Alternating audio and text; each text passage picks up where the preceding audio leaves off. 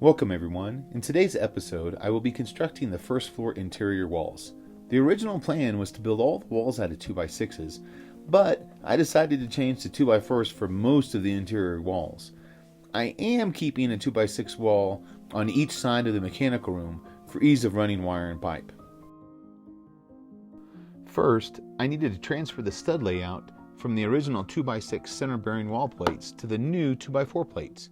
It was important to have an accurate transfer of layout since the second floor joist would be bearing on that center wall. After transferring the layout, it was time to start building the walls. The plan was to build 8-foot sections so I could stand them up and move them myself. The first section is the wall separating the downstairs bathroom sink from the toilet and shower area. Once I had the wall in place, I used a level to fine-tune the setup and then used a few non-structural screws to hold it in place so I could attach it with the 3" by 131 nails that were required. Screws work great as a second or third set of hands when you're building something by yourself, but you must remember they are brittle to lateral loads and do not meet modern code for building load-bearing structures. You must go back and secure per the IRC R602.31 fastening schedule table for your location. For me, we're on the 2018 IRC, so that means the intersecting wall corners call for 12" on-center nailing with my 3" by 131 nails, and the bottom plate to the joist is 4 3" by 131 nails every 16 inches on center. I was just starting to work on the mechanical room walls when my neighbors Rhett and Jeremiah stopped by to check out the progress. After explaining my intended wall layout, Jeremiah made a suggestion for opening up the back area, and I liked his idea. The only issue was the wall in question is required by code, so while I couldn't entirely remove it, I could shove a wide spanning header up against the top plate, thus making it feel less like a wall. Installing one of the 2x6 mechanical room walls.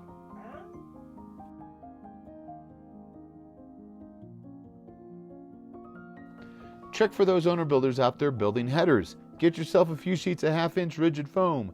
On a 2x4 wall, sandwiching a piece of 1/2" foam between two 2x headers gets you flush with the wall with no air cavity to have to try to insulate later and the headache that comes along with that.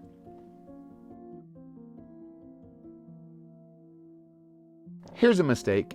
I placed the box for the center wall tie-in on the wrong side of my mark and only noticed it after I'd lifted the wall up and set it into place.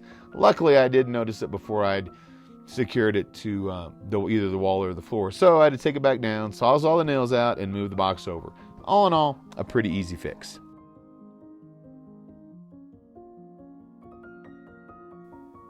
This center required wall is made of 2x6s, so an easy header is 3 2x's with a 1/2" foam sandwich between the 2x's. Here, I use 3 2x8s, which in my location, in code, will give me a max span of 7 feet 2 inches, with one jack stud on each side.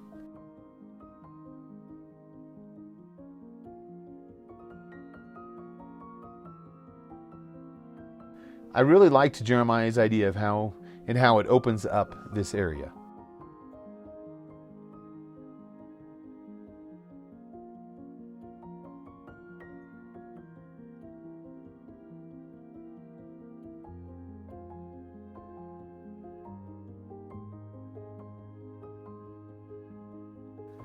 Next, it was time to start working on the middle section of the center wall, but first it needed to snow a bit. I get up early and shovel or blow off the new snow before the sun has a chance to get up and crust over the top, and then once it melts a little bit, it freezes on the bottom, and then it's really a pain in the butt. It pays to get it off early and then lets the sun take care of the rest, because with my altitude and that sun being down, it sure does a good job.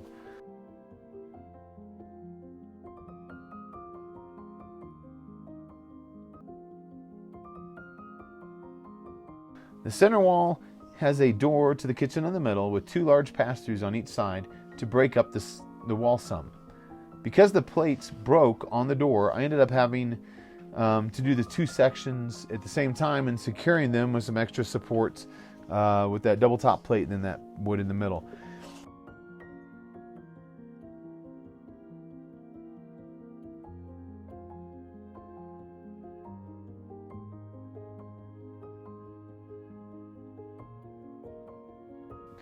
Since I was starting to run out of floor space to build my walls, I decided to build all the remaining walls at once, in reverse order, and stand them up out of the way.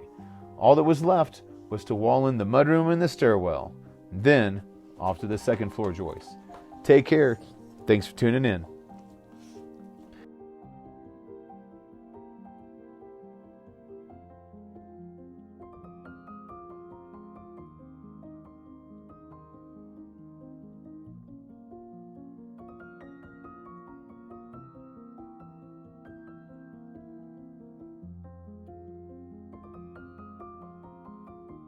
I sure would appreciate a like and subscribe if you haven't done so already. Appreciate y'all.